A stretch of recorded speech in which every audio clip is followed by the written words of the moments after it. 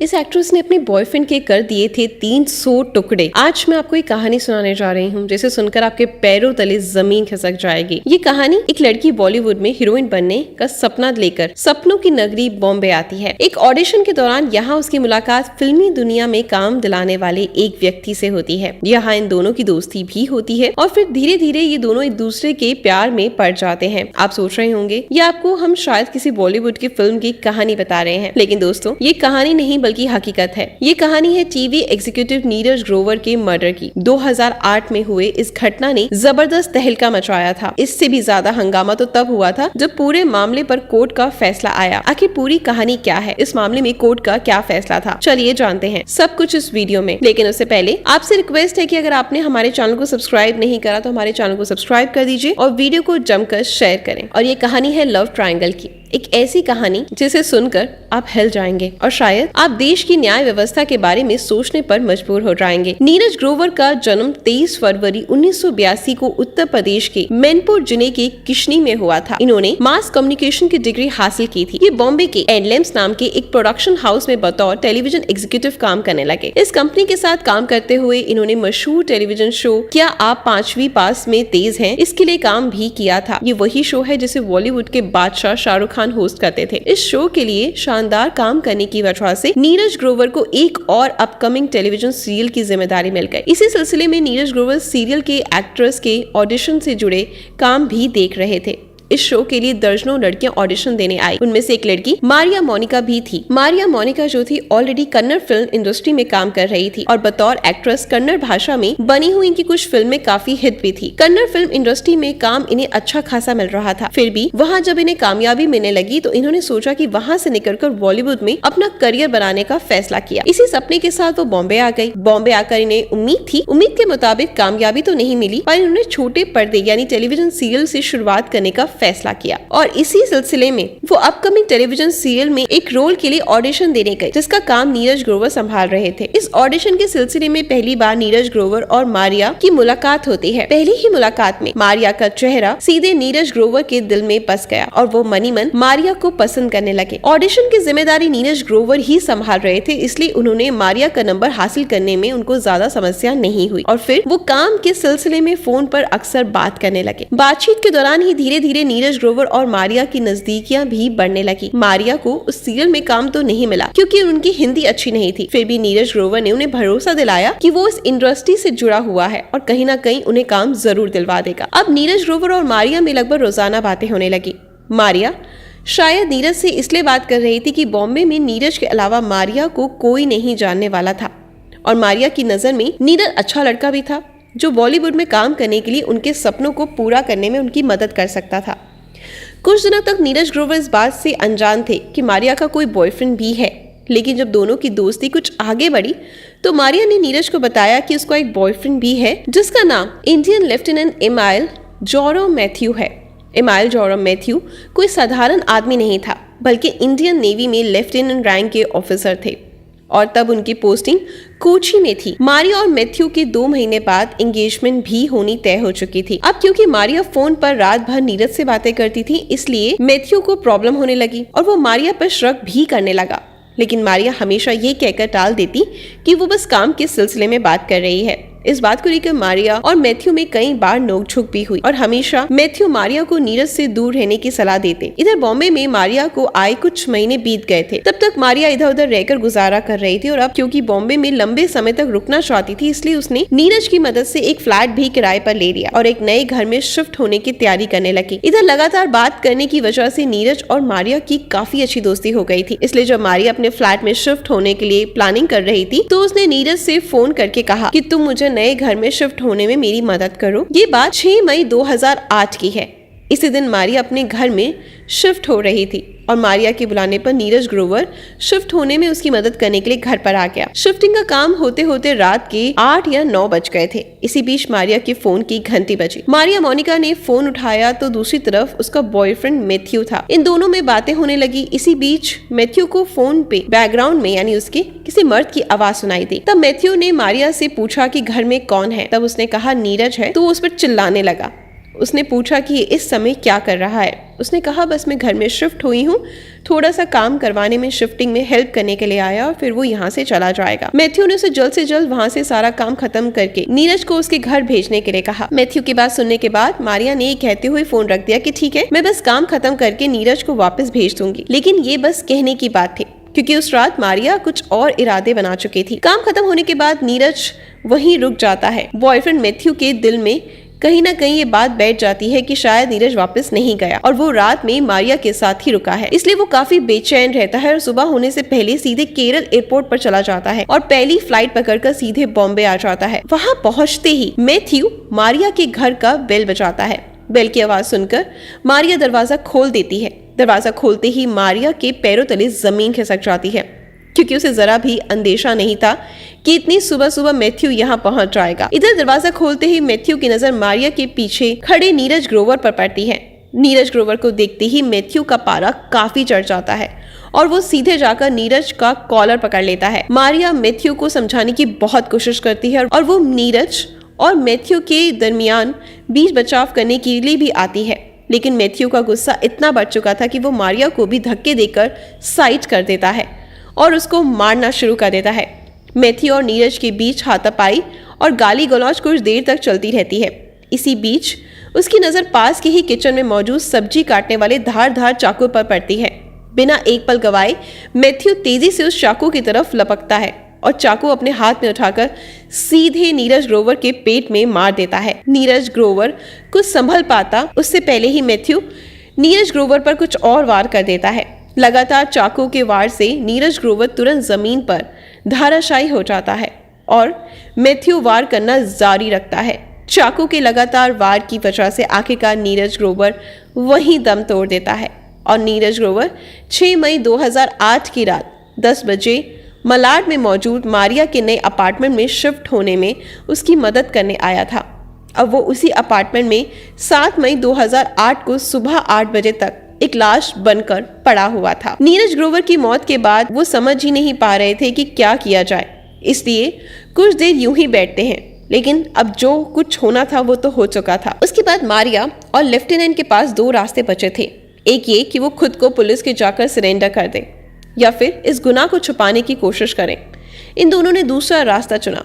मारिया और मैथ्यू मिलकर नीरज ग्रोवर की लाश को खींचते हुए बाथरूम में ले गए और वहीं इसे छुपा दिया और सुबह दुकान खुलने का इंतजार करने लगे। इसके बाद सुबह के लगभग 11 बजे मारिया अपने नजदीक मौजूद एक मॉल में जाती है। वहाँ से 2 बड़े बड़े बैग, एयर फ्रेशनर, बड़े बड़े चाकू, रस्सी, चादर और ये सब सामान खरीद कर लाती है और सीधे अपने घर आ जाती है। अब यहाँ मारिया अपने बॉयफ्रेंड लेफ्टिनेंट मैथ्यू के साथ मिलकर कुछ ऐसा करती है जिसे सुनकर आपकी रूह कांप जाएगी। जो बड़े बड़े चाकू मारिया मॉल से खरीद कर लाई, अब उस चाकू से वो और मैथ्यू नीरज ग्रोवर के लाश के टुकड़े करना शुरू करते हैं। इसी काम में मारिया भी उसका साथ देती है और दोनों मिलकर नीरज ग्रोवर के लाश के 300 टुकड़े करने के बाद इन टुकड़ों को पॉलिथीन में डाल दिया जाता है और पॉलिथीन में डालने के बाद उस पॉलिथीन को 2 बैग में रख दिया जाता है, जो बैग मारिया थोड़ी देर पहले मॉल से खरीद कर लेकर आई थी। इन दोनों के सामने चुनौती थी कि आखिर इतने बड़े बैग को कैसे ले जाया जाए, क्योंकि मारिया को नए घर में शिफ्ट हुए ठीक ढंग से 24 घंटे भी नहीं हुए थे और इसके पास अपनी कोई गाड़ी भी नहीं थी। अगर ये दोनों रेंट पर कार लेते हैं तो शायद पकड़े जाते हैं। इसलिए मारिया ने दिमाग लगाते हुए कुछ दूरी पर मौजूद अपने एक दोस्त से ये कहते हुए कार मांगी कि मुझे शॉपिंग पर जाना है। कुछ देर बाद मारिया अपने दोस्त की कार लेकर अपने फ्लैट पर वापस आती है और दोनों बैग की बड़ी सावधानी से उठाकर कार की डिक्की में रख देते हैं। उस कार में मारिया के साथ मैथ्यू भी बैठ जाता है और फिर ये दोनों कुछ दूरी पर जाकर भयंदर नाम की जगह पर एक दुकान से 2 लीटर पेट्रोल खरीदते हैं और फिर अपनी गाड़ी को आगे बढ़ाते हुए मनौर की तरफ चले जाते हैं। तब दिन के लगभग 4:30 बज रहे थे। आप सोच रहे होंगे कि इन दोनों ने 2 लीटर पेट्रोल शायद कार में डालने के लिए लिया होगा, लेकिन ऐसा नहीं, बल्कि नीरज ग्रोवर की लाश को जलाने के लिए इन दोनों ने वो पेट्रोल खरीदा। दोनों गाड़ी को आगे बढ़ाते हुए मनोहर के एक गौन विलेज के सटे हुए एक बड़े से जंगल में जाते हैं और वहां पर कार में मौजूद दोनों बैग उतारते हैं और पेट्रोल डालकर आग लगा देते हैं। नीरज ग्रोवर की लाश को ठिकाने लगाने के बाद मारिया अपने बॉयफ्रेंड मैथ्यू के साथ 7 मई 2008 को ही रात के लगभग 9:30 बजे वापस अपने घर आ जाती है। हालांकि यहाँ पर मैथ्यू ज्यादा देर तक नहीं रुकता और कुछ ही पल बाद वो वापस केरला चला जाता है। इधर मारिया भी अपनी जिंदगी में बिजी हो जाती है। इन दोनों को लगता है कि उनके गुनाह का किसी को पता नहीं चलेगा, लेकिन जैसे हर अपराधी करता है, इन दोनों ने भी अपने गुनाह के कुछ ऐसे निशान छोड़ दिए जिसके सहारे बहुत जल्द पुलिस इन लोगों तक पहुंचने वाली थी। लेकिन इसका अंदेशा इन लोगों को जरा भी नहीं था। इधर नीरज ग्रोवर जब सुबह अपने ऑफिस में नहीं पहुंचते हैं तो उनके कुछ दोस्त उनके नंबर पर फोन करते हैं, लेकिन कोई जवाब नहीं मिलता। इसके बाद लोग अपने लेवल पे नीरज ग्रोवर का पता लगाने की कोशिश करते हैं, लेकिन किसी को कुछ पता नहीं लगता और इस कोशिश में 24 घंटे से ज्यादा समय बीत जाता है। आखिरकार 24 घंटे बीतने के बाद नीरज ग्रोवर के कुछ दोस्त और नीरज ग्रोवर के माता पिता पुलिस के पास जाते हैं और अपने बेटे की गुमशुदगी की रिपोर्ट दर्ज करवाते हैं। पुलिस नीरज ग्रोवर का पता लगाने की कोशिश में जुट जाती है। पुलिस पूछताछ की शुरुआत में नीरज ग्रोवर के कुछ करीबी दोस्तों से ही करती है।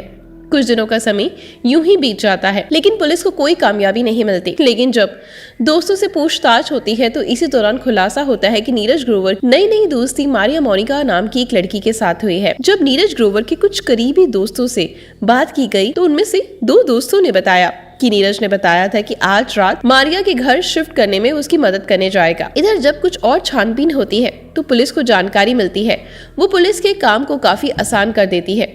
नीरज ग्रोवर के करीबी दोस्त बताता है कि नीरज ग्रोवर के लापता होने के कई घंटे बाद जब मैंने नीरज ग्रोवर के नंबर पर फोन किया तो मारिया ने ही फोन रिसीव किया और फिर ये कहते हुए फोन काट दिया कि नीरज मोबाइल यहीं भूलकर कहीं बाहर चला गया है। फिर 2 दिन बाद मारिया नीरज के उसी दोस्त को फोन करती है और नीरज का मोबाइल उसे देते हुए कहती है कि नीरज 2 दिन से यहाँ नहीं आया और उसने मुझसे कोई बात भी नहीं करी, इसे तुम उसके मोबाइल ले लो। यहीं से पुलिस को पूरा शक मारिया पे चला जाता है। इसके बाद पुलिस नीरज ग्रोवर और मारिया के नंबर को ट्रेस करती है और लोकेशन हिस्ट्री निकालती है तो पता चलता है कि 6 तारीख की रात ये दोनों मलाड वाले ही अपार्टमेंट में थे। इसके अलावा जब मारिया के नंबर की कॉल हिस्ट्री निकाली जाती है तब पता चलता है कि 7 मई से लेकर 20 मई 2008 तक यानी 13 दिन में मारिया सुसाई राज ने और जयराम मैथ्यू के बीच 1000 से ज्यादा बार कॉल की गई है। जब पुलिस के पास मारिया के खिलाफ काफी सबूत थे, इसलिए पुलिस मारिया को गिरफ्तार कर लेती है। गिरफ्तारी के बाद पूछताछ शुरू होती है, लेकिन मारिया हर तरह के आरोप से इनकार करती है और पुलिस को बताती है कि नीरज ग्रोवर उसकी मदद करने उसके मलाड वाले अपार्टमेंट में जरूर आया था, लेकिन रात 9 बजे सारा काम खत्म करने के बाद वो अपना मोबाइल वहीं भूलकर चला गया था। जब मारिया लगातार दूसरी कहानियां सुनाती है तो पुलिस मारिया के अपार्टमेंट के आसपास के लोगों से पूछताछ करते हैं। इसी दौरान एक और सबूत सामने आता है, यानी एक इंसान आता है और वो कहता है कि मैंने देखा था कि शाम के 3-4 बजे के करीब मारिया मैडम एक कार लेकर यहाँ आई थी, उनके साथ एक लड़का भी था और कुछ देर के बाद उन लोगों ने कार के पिछले हिस्से में 2 बड़े बैग रखे थे। ये जानकारी मिलने के बाद पुलिस मारिया से कार के बारे में पूछती है तो मारिया ने बताया कि उसने वो कार जैरो मैथ्यू के दोस्त जितेश से शॉपिंग पर जाने के लिए ली थी। जब पुलिस जितेश के बारे में कुछ और जानती है और कार के सिलसिले में उससे बात करने की कोशिश करती है तो पता चलता है कि मारिया झूठ बोल रही है, क्योंकि पुलिस की जानकारी मिलती है कि जितेश बॉम्बे की कोलाबा में रहता था और वो भी इंडियन नेवी में ऑफिसर था, इसी कारण और उसकी दोस्त ही थी। जितेश ने बताया कि बीते दिनों मारिया उससे मिली थी और उसने कहा था कि तुम पुलिस के सामने ये बयान देना मलाड की तरफ शॉपिंग करने गई थी, लेकिन जितेश ने ऐसा करने से मना कर दिया। जब कई दिनों तक इसी तरह मारिया पुलिस की झूठी कहानियां सुनाकर घुमाती रही तो आखिरकार पुलिस सख्ती पर उतर आई। पुलिस की सख्ती के आगे मारिया की भी हिम्मत ने जवाब दे दिया और आखिरकार मारिया पुलिस को पूरी कहानी शुरू से लेकर आखिर तक बताती है। मारिया ने पुलिस को ये भी बताया कि आखिर कैसे वो मॉल गई और वहां से चाकू, बैग सब कुछ खरीद कर लेकर आई, लाश के टुकड़े करे और बैग में भरकर जंगल में फेंक दिया और उसके बाद उसको जला दिया। जब पुलिस ने मारिया से नीरज के मोबाइल के बारे में पूछा तो उसने बताया कि असल में गलती से नीरज का मोबाइल उसने अपने पॉकेट में रख लिया था और जब नीरज के दोस्त ने फोन किया तो उसने बिल्कुल ध्यान ही नहीं दिया कि ये फोन नीरज का है, इसलिए गलती से उसने फोन रिसीव कर लिया और परेशानी से बचने के लिए उसने नीरज के दोस्त को ये फोन वापस कर दिया। सारी जानकारी मिलने के बाद जल्द से जल्द मारिया के जरिए मैथ्यू का पता लगाने में जुट जाती है तो पता चलता है उस समय मैथ्यू केरला में है और मैथ्यू भी अपना गुनाह कबूल कर लेता है। इधर पुलिस जब मारिया के घर वहां जांच पड़ताल करती है तो वहां से 9 इंच लंबी वो चाकू भी बरामद हो जाती है तो इसे नीरज ग्रोवर के कत्ल किया गया था। सभी जांच पड़ताल पूरी होने के बाद और मारिया मोनिका तथा लेफ्टिनेंट मैथ्यू के खिलाफ पर्याप्त सबूत लेने के बाद बॉम्बे पुलिस चार्जशीट फाइल कर देती है जिसमें कत्ल का पूरा इल्जाम मारिया पर लगाया जाता है। इस केस की सुनवाई 3 साल तक चलती रहती है। 3 साल बाद जो फैसला आता है उससे अब बेहद हैरान कर देने वाला था। 3 साल बाद जो इस केस का फैसला आता है वो बेहद हैरान कर देने वाला था। दरअसल 3 साल तक इस केस की सुनवाई होती है और आखिरकार बॉम्बे की एक अदालत द्वारा नीरज ग्रोवर हत्याकांड के लिए मारिया मोनिका राज को 3 साल की सजा दी जाती है, जबकि मारिया के बॉयफ्रेंड लेफ्टिनेंट जेरो मैथ्यू को 13 साल की सजा सुनाई जाती है। सजा के ऐलान होने के कुछ ही दिनों बाद मारिया तुरंत जेल से बाहर भी आ जाती है, क्योंकि उसे 3 साल की ही सजा मिली थी और मारिया ने ऑलरेडी ट्रायल के दौरान 3 साल 41 दिन जेल में बिता दिए थे। इसलिए सजा का ऐलान होते ही उसे जेल से छोड़ दिया जाता है। इस तरह से असल में मारिया को सजा नहीं बल्कि जिंदगी मिली है। इतनी कम सजा मिलने की ये वजह थी, कोर्ट का ये मानना था कि इस कत्ल में मारिया का कोई हाथ नहीं था, बल्कि वो कत्ल अचानक से हुआ और ये कत्ल का जो पूरा अंजाम दिया था वो जेरो मैथ्यू ने दिया था। हालांकि सबूत मिटाने में जरूर मारिया ने साथ दिया था, इसलिए मारिया को केवल सबूत मिटाने के लिए दोषी माना गया और उसे सबूत मिटाने के आरोप में 3 साल की सजा दी गई। कोर्ट में जेरो मैथ्यू को नीरज ग्रोवर का कातिल जरूर माना, लेकिन कोर्ट को ये कहा गया था कि वो हत्या जेरो मैथ्यू ने जरूर की है। ये कोई सजा के तहत नहीं की गई, बल्कि गुस्से में अचानक से नीरज ग्रोवर की हत्या जेरो मैथ्यू से हो गई, इसलिए उसे भी महज 10 साल की ही सजा दी गई। सबूत मिटाने का आरोप भी लगा और उसकी 3 साल अलग से सजा दी गई। इस तरह जेरो मैथ्यू को कुल 13 साल की कैद हुई। इन दोनों पर कोर्ट की ओर से 50,000 का जुर्माना भी लगाया गया। जुर्माने की रकम नीरज ग्रोवर के परिवार वालों को देने का फैसला कोर्ट की ओर से सुनाया गया, लेकिन इस फैसले पर आज भी सवाल उठाया जाता है। इस फैसले से नीरज ग्रोवर के माता पिता बिल्कुल भी संतुष्ट नहीं है। हालांकि उनको आर्थिक स्थिति बहुत खराब थी। उनके परिवार में नीरज ग्रोवर के अलावा कमाने वाला कोई नहीं था और उस बेटी की हत्या का इंसाफ दिलाने में ऑलरेडी नीरज ग्रोवर के माता पिता की कमाई खत्म हो चुकी थी। इसलिए उन्होंने हाई कोर्ट में इस फैसले के खिलाफ अपील नहीं की। हैरानी की बात तो ये है कि सरकार की ओर से भी इस फैसले को चुनौती नहीं दी गई। इस तरह इतने बड़े अपराध के बावजूद शायद अपराधियों को उतनी सजा नहीं मिली जिसे इंसाफ कहा जाए। दोस्तों, आपकी नज़र में कोर्ट का ये फैसला सही था या गलत, कमेंट बॉक्स में ज़रूर बताएं। अगर आपको हमारी मेहनत पसंद आती है तो वीडियो को लाइक और शेयर ज़रूर किया करें।